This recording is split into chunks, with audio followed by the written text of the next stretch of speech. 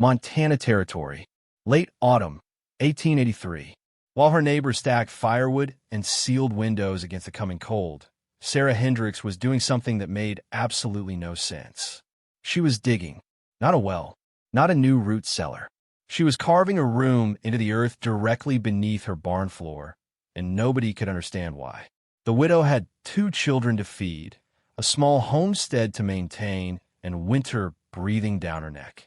Yet here she was, spending precious daylight hours on what looked like the worst idea anyone had seen in Flathead Valley that year. What she understood about heat, earth, and survival would soon become impossible to ignore. If you want to see historical techniques that actually saved lives when everything depended on it, hit that like button, subscribe to this channel, and drop a comment telling me where you're watching from. Because what happens next changed how frontier families thought about shelter forever. Sarah Hendricks hadn't planned to become an innovator. She planned to survive. The 1883 spring had taken her husband, a logging accident that left her with 40 acres, a barn, a small cabin, and 2 children under 10. By October, she'd learned to manage the livestock, preserve the harvest, and keep the homestead running. But she couldn't solve the cold. The cabin had 2 rooms. The main room held the cook stove, the table, and sleeping space for her and her daughter Emma. Her son Jacob, age 12, slept in the barn loft above the horses and the milk cow. It had seemed reasonable in summer. By mid-October, with temperatures dropping into the 20s at night, it was becoming dangerous. The barn loft bled heat like a sieve. Wind found every gap between the boards. Frost formed on the inside walls by dawn. Jacob would wake with his blankets stiff, his breath visible, his hands too cold to work the morning chores without warming them by the stove first. Sarah watched him shiver through breakfast and knew she was running out of time. She couldn't build a new cabin. She didn't have the money, the materials, or the labor. She couldn't expand the main cabin without a foundation crew and a carpenter, both of which cost cash she didn't have. And she couldn't keep sending her son to sleep in conditions that would kill him before spring. The solution came by accident, the way most frontier innovations did. She'd been expanding the root cellar, digging deeper to store more potatoes and turnips. 3 feet down, she noticed something. Her hands weren't cold. The earth at that depth held a steady temperature, even as the October air above froze solid each night. She pressed her palm against the dirt wall and felt something her cabin walls never gave her: stored warmth. That night, she lay awake doing calculations she'd never learned in school. The barn floor was already a roof. The animals above gave off heat that rose and leaked away into the loft. But what if that heat had somewhere to go? What if she built a room under the barn, where the earth stayed warm and the animal heat couldn't escape? She didn't think of it as engineering. She thought of it as using what she had: stone from the creek bed, timber she'd already cut, a space nobody else would think to use, an earth that didn't care what month it was. By early November, she'd started digging in earnest. Not a cellar, a bedroom, hidden beneath the barn floor, wrapped in stone and soil, accessed by a ladder only her family would use. Her neighbors thought she'd lost her mind. The design was simpler than it looked, and that's what made people dismiss it. Sarah excavated a space roughly 10 feet by 12 feet, going 3 feet below grade on the downhill side of the barn, where drainage wouldn't be an issue. She dug carefully, preserving the barn's foundation posts, working around them like they were part of the plan all along. The earth came out in buckets, hauled by Jacob, piled behind a barn for spring garden beds. The walls went up in dry-stacked fieldstone, the same granite and sandstone she'd pulled from the creek. She knew enough to batter the walls slightly, leaning them inward for stability, packing clay between the larger stones to block drafts without mortar she couldn't afford. 3 sides were full stone, sunk into the earth.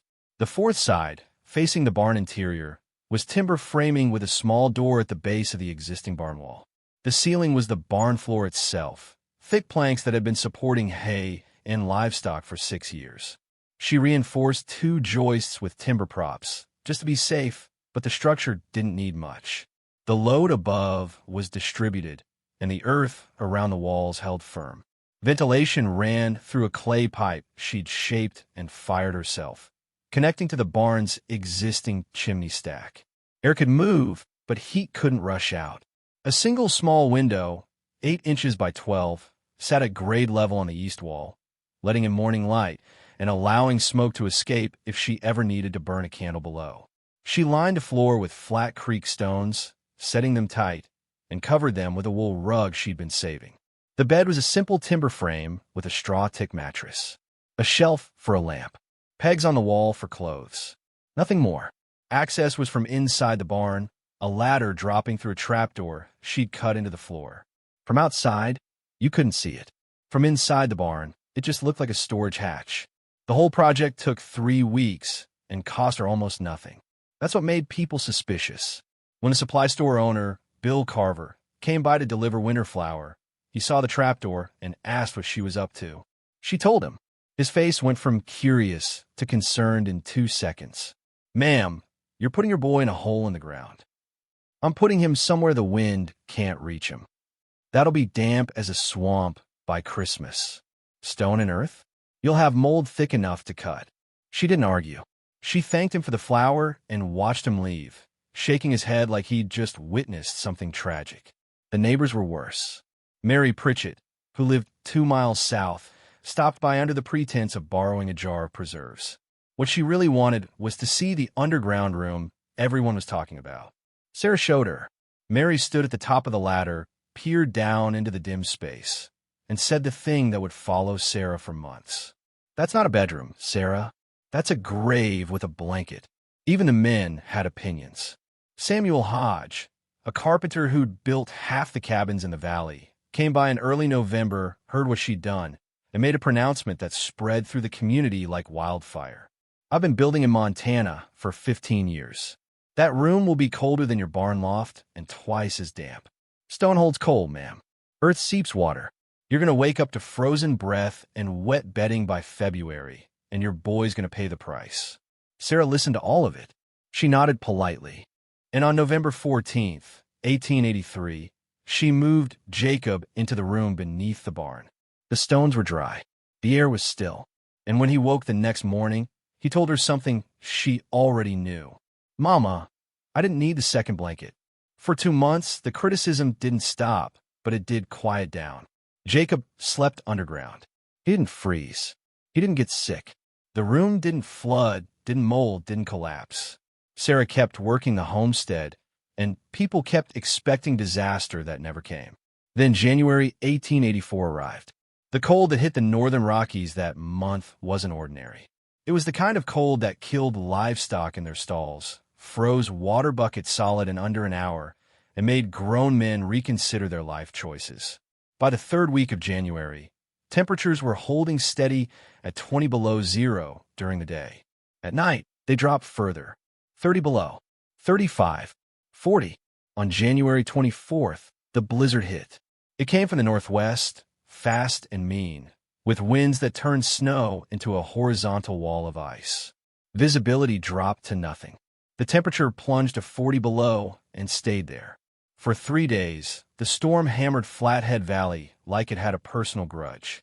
Families burned through firewood at terrifying rates. Men hauled logs from wood piles they couldn't see, following rope lines tied between barn and cabin just to avoid getting lost in their own yards. Children stayed bundled in bed, layered in every blanket the family owned. Livestock died. Chickens froze in their roosts. And still, the wind howled. On the second night of the storm, Sarah's chimney cracked. She heard around midnight, a sharp pop like a rifle shot, followed by the hiss of cold air rushing down the flue. A split had opened in the stone stack, right where the intense heat from constant firing met the savage cold of 40 below. Smoke started leaking into the cabin. The draw weakened. Within an hour, the main room was barely livable. She couldn't keep the fire going safely. She couldn't risk carbon monoxide. And she couldn't repair a chimney in a blizzard at 40 below zero in the middle of the night. She made a decision that would have sounded insane to anyone who'd listened to Samuel Hodge's warning. She gathered Emma, grabbed blankets and food, and moved her entire family into the room beneath the barn. The barn loft, where Jacob used to sleep, was a frozen nightmare. Frost coated every surface. The wind screamed through the gaps in the siding. It was colder inside the loft than it was outside because at least outside you didn't have wind tunneling through every crack in the boards. But the room below? The hidden bedroom 3 feet into the earth, wrapped in stone and soil? It was 48 degrees. Sarah closed the trapdoor above them, lit a single candle, and felt the stillness settle around her family like a shield. No wind, no drafts, just the quiet, steady warmth of earth and stone doing exactly what she'd hoped they would do. For 3 days, while the blizzard raged and neighbors burned furniture to stay alive, Sarah Hendricks and her children stayed in that underground room. They used one small oil lamp for light. They burned a handful of kindling in a makeshift firebox twice a day, just enough to warm tea and cook simple food. The rest of the time, they relied on the thermal mass Sarah had accidentally engineered into the walls. Jacob slept without shivering. Emma played with her doll on the wool rug, and Sarah sat against the stone wall, feeling the retained warmth radiate into her back, wondering if anyone would believe her when this was over. Stay with me, because when the storm finally cleared and people started comparing notes, the numbers that came out of Sarah's homestead made Samuel Hodge go quiet for the first time in his professional life. When the blizzard broke on January 27th, the valley looked like a battlefield. Dead livestock, shattered trees, roofs collapsed under snow load, and families who'd survived but barely. The stories started spreading immediately, the way disaster stories do, each one a little worse than the last. The Pritchett family, 2 miles south, had burned through their entire woodpile and started on fence posts. Their cabin never got above 25 degrees inside, even with the stove roaring. Mary Pritchett's hands were frostbitten from trying to keep the fire going. Their children had spent 3 days in bed, wrapped in everything the family owned, breathing air cold enough to hurt. The Hendersons, 3 miles north, had lost their chimney too, same as Sarah. But they didn't have an underground room. They'd crowded into their barn with the animals, huddling against the horse stalls for warmth, burning hay bales when the firewood ran out. When the storm cleared, their youngest daughter had a cough that would last until March. Bill Carver, the supply store owner who'd predicted mold and misery for Sarah's underground room, had watched his own cabin's interior temperature drop to 15 degrees on the second night. He'd burned wood so fast he ran out by the third morning and had to start dismantling a shed for fuel. His hands were raw from splitting frozen timber. Samuel Hodge, the carpenter who'd said stone holds cold and earth seeps water, had spent 72 hours stoking his fire every 2 hours, watching frost form on the walls despite his efforts, and wondering if his professional reputation was worth the hypothermia he was flirting with. And then there was Sarah. When neighbors started visiting after the storm cleared, what they found didn't make sense. Sarah's main cabin chimney was still cracked and unusable. Her barn loft was a frozen wasteland, exactly as cold as everyone expected. But her family? They were fine. Not surviving fine. Actually fine. Jacob was chopping wood in the yard without gloves, his hands warm enough to work. Emma was playing in the snow. Sarah was cooking breakfast on a small fire outside because her cabin stove was still offline and she didn't seem particularly stressed about it. "Where did you stay?" Mary Pritchett asked, her frostbitten fingers wrapped in cloth. "The room under the barn." Mary stared at her. "The grave." "The bedroom." Over the next week, as families recovered and started assessing damage, the questions kept coming.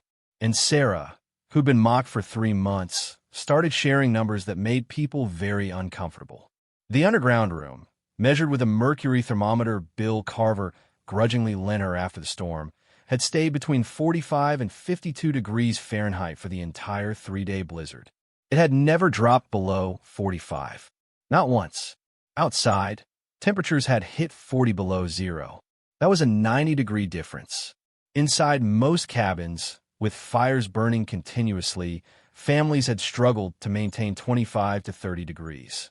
Sarah's room, with minimal heating, had been 20 degrees warmer than their maximum effort. The firewood consumption was even more damning. Sarah had used approximately 1/3 of a cord during the 3 days.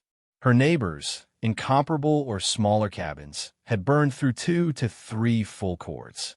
The Pritchetts had burned nearly 4, counting the fence posts. But the detail that made Samuel Hodge stop offering opinions was this. On the morning of January 27th, when the storm finally broke, Sarah had let the small fire in the room go out. She'd taken her family upstairs to start clearing snow and assess damage. 8 hours later, she'd gone back down to retrieve blankets. The room was still 43 degrees.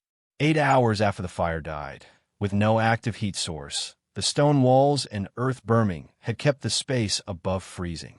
The thermal mass she'd built, accidentally or otherwise, was storing and releasing heat on a cycle that didn't depend on constant fuel input. When Bill Carver heard that number, he asked to see the room himself. Sarah showed him. He stood in the space for a full minute, touching the stone walls, feeling the stable temperature, looking at the dry floor and the absence of mold or moisture. Then he said something Sarah would remember for the rest of her life. "I'll be damned. You weren't building a bedroom. You were building a battery." He was right. Sarah Hendricks, a widow with no formal education and no engineering training, had accidentally built one of the most thermally efficient structures in Flathead Valley. And the blizzard of January 1884 had forced everyone to see it. February 1884 was mild compared to January, but the cold hadn't finished with Montana. Temperatures stayed below freezing most days, and families who'd barely survived the blizzard weren't taking chances anymore. They were asking questions. Sarah's homestead became an unlikely destination. People showed up with excuses, borrowed tools, neighborly visits that weren't really about being neighborly. What they wanted was to see the room, the one that had kept a widow and 2 children comfortable while experienced builders nearly froze in their own cabins. Bill Carver was the first to replicate it, and he didn't hide his reasons. "I'm 53 years old," he told Sarah while inspecting her stone walls for the 3rd time. "I've spent 30 winters in Montana, and I've never been as cold as I was on January 26th. If you figured out something I missed, I'm smart enough to learn from it." By early March, Carver had excavated a space beneath his barn, following Sarah's layout almost exactly. Stone walls, earth berming, access from inside the barn, ventilation through the existing chimney. He made one addition Sarah hadn't thought of. He built a small firebox into the stone wall and vented it through a clay pipe, turning the wall itself into a radiant heater. The thermal mass concept she'd stumbled onto, he engineered deliberately. When March brought another cold snap, 10 degrees above zero with high winds, Carver's underground room held at 55 degrees with a fire the size of a dinner plate. He burned 1 log every 6 hours. His main cabin, even with improvements, needed constant attention to stay livable. He told everyone who'd listen. The Hendersons were next. They'd lost too much in January, their daughter's cough a constant reminder of how close they'd come to disaster. By April, they were digging. Their version combined the underground bedroom with an expanded root cellar, creating a dual-purpose space that kept food cold in summer and family warm in winter. The shared stone wall between the 2 rooms acted as thermal mass for both. Samuel Hodge, the carpenter who'd predicted failure, took longer to come around. Pride is a heavy thing to carry, and admitting he'd been wrong about stone and earth and heat storage meant admitting he'd been wrong in front of the entire valley. But when his wife told him she wanted one of those rooms Sarah built before next winter, he didn't argue. He just asked Sarah if he could take measurements. She let him, and when he was done, he said something that might have been the closest he'd ever come to an apology. "You built it better than I would have. I would have mortared the stone, and that would have cracked with the freeze-thaw. Your dry stack breathes. I would have tried to seal it tight, and that would have trapped moisture. Your ventilation lets it move. You didn't know the rules, so you didn't break them wrong." By the summer of 1884, the technique had a name. People called them barn cellars or Hendricks rooms, depending on who you asked. 8 homesteads within 30 miles had either built one or were planning to. Each version was slightly different, adapted to local conditions and available materials, but the core principles stayed the same. Earth insulation, stone thermal mass, minimal heating, maximum retention. The variations were practical and clever. The Gunderson family built theirs under the chicken coop instead of the barn, using the bird's body heat as a passive warmth source. The coop stayed warmer, the eggs didn't freeze, and the room below held steady at 48 degrees all winter with almost no active heating. The O'Malley homestead, which raised sheep, built a larger version under the lambing shed. When late spring snowstorms hit, they could move newborn lambs into the stable temperature below ground, reducing losses that had plagued them for years. Even the families who didn't build their own started changing how they thought about construction. New cabins went up with stone foundations designed to hold heat. Root cellars got deeper, built with better drainage and ventilation. People started paying attention to thermal mass, even if they didn't call it that. By the winter of 1884 to 1885, Sarah's crazy idea had become standard practice. The local newspaper, the Flathead Monitor, ran a piece in November titled "Winter Preparations in the Valley." It mentioned Mrs. Hendricks' underground room by name, crediting her with a technique that had materially improved the safety and comfort of frontier families during severe weather events. Sarah kept a copy of that article, not because she needed validation, but because it said something true. Practical solutions don't come from theory. They come from necessity, observation, and the willingness to try something that looks wrong until it proves itself right. The room beneath her barn wasn't an invention. Cultures have been building underground and semi-underground shelters for thousands of years. Pit houses, sod houses, root cellars, earth lodges. The thermal principles were ancient, tested across continents and climates. Sarah hadn't discovered anything new. She just remembered something old at exactly the moment her family needed it most. And when the test came, when the blizzard hit and the temperature dropped to 40 below and the valley held its breath, that old knowledge saved lives. The winter of 1885 to 1886 was milder than the previous year, but the changes Sarah had started were permanent.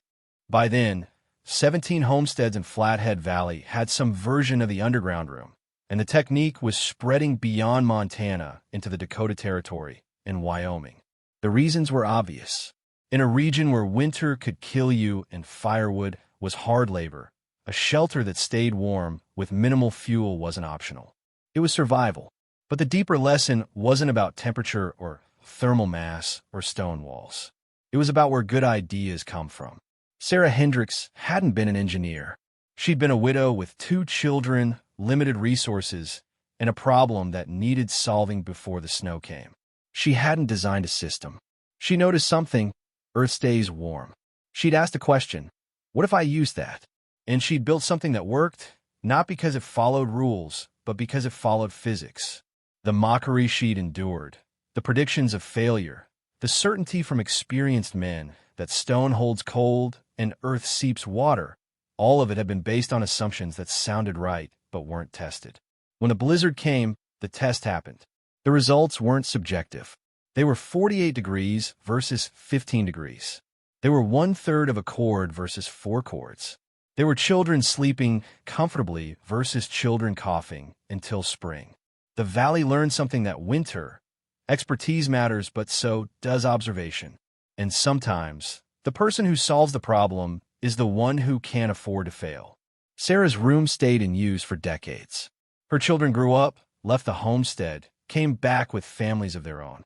Jacob eventually inherited the property, and when he built his own house in 1902, he built it partially underground, using the same principles his mother had taught him: stone walls, earth berming, ventilation that moved air without bleeding heat, thermal mass that stored warmth through the night. The Hendricks homestead isn't there anymore. The barn collapsed in the 1940s, and the cabin burned in the 1950s. But the stone walls of Sarah's underground room are still visible if you know where to look. They're overgrown now, moss-covered, filled with dirt and time. But the stones are still stacked the way she stacked them, dry and slightly battered inward, built to last by someone who didn't know she was building a legacy. Modern building science has validated everything Sarah figured out by accident. Earth-sheltered homes, passive annual heat storage, thermal mass heating, all of it traces back to principles that people like Sarah understood through necessity. The terms have changed. The measurements are more precise, but the physics are the same. A material with high thermal mass, like stone or earth, absorbs heat slowly and releases it slowly. That's why the room stayed warm hours after the fire went out. The thick stone walls weren't just insulation. They were batteries, storing the day's warmth and releasing it through the night. Earth berming, building into the ground instead of on top of it, provides consistent insulation that doesn't depend on air temperature. 3 feet down, the soil temperature in Montana stays relatively stable year-round, buffering against the extremes above. Sarah didn't need to know the term. She just needed to notice that her hands stayed warm when she dug. Minimal ventilation, controlled carefully, prevents heat loss while allowing moisture and smoke to escape. Sarah's clay pipe, connected to the barn chimney, did exactly that. Modern earth-sheltered homes use the same principle with more sophisticated materials, but the goal is identical. These are new ideas. They're old ideas, refined over centuries, forgotten during periods of cheap energy and abundant resources, and remembered when conditions get hard again. Sarah Hendricks remembered them in 1883 because she didn't have another choice. And when the blizzard came, her memory kept her family alive. There's a photograph in the Montana Historical Society archives, taken in 1891. It shows a group of homesteaders standing in front of a barn in Flathead Valley. In the foreground, barely visible, is a stone-lined opening at ground level, the entrance to what the caption calls a winter cellar. Sarah Hendricks isn't in the photograph. By 1891, her technique had spread far enough that people didn't associate it with her anymore. It was just something people did. That's how good ideas work. They stop being innovations and become common sense, passed down through generations until no one remembers who figured it out first. But the principle stays true. The best solutions often come from people who can't afford to be wrong. Not from experts with reputations to protect, but from individuals with problems that need solving and limited resources to solve them. Sarah didn't set out to change frontier architecture. She set out to keep her son from freezing. The fact that her solution worked so well it spread across 3 territories was a side effect of good observation, practical thinking, and the willingness to build something that looked ridiculous until it proved itself essential. The blizzard of January 1884 tested her work in the most brutal way possible. And when the storm cleared, the numbers didn't lie. 48 degrees, 1/3 the firewood, 8 hours of retained heat with no active fire. Those numbers changed minds. They changed building practices. And they reminded an entire valley that ancient wisdom isn't primitive. It's tested. Sarah Hendricks built a hidden bedroom under a barn because she noticed something true. Earth holds warmth. That observation, combined with necessity and stone pulled from a creek bed, created a shelter that outperformed everything the experts had built. She wasn't an engineer. She was a survivor. And sometimes, that's the only qualification that matters. If you found this story valuable, subscribe to this channel for more historical techniques that worked when lives depended on them. And drop a comment below. Where are you watching from? And what's the coldest winter you've ever faced? Let's learn from each other the way Sarah's Valley did. Because the next time someone tells you an idea won't work, remember, they said the same thing to a widow in Montana. And she proved them wrong with stone, soil, and a thermometer that didn't lie. Educational note. This video presents historically inspired reconstructions for educational and storytelling purposes. Characters, names, and specific events are fictional, while the techniques, concepts, and principles discussed are based on real historical practices and well-established physical or practical knowledge. Any modern application should be evaluated according to current standards, safety guidelines, and applicable laws or regulations. This content is educational in nature and does not constitute professional, technical, or legal advice.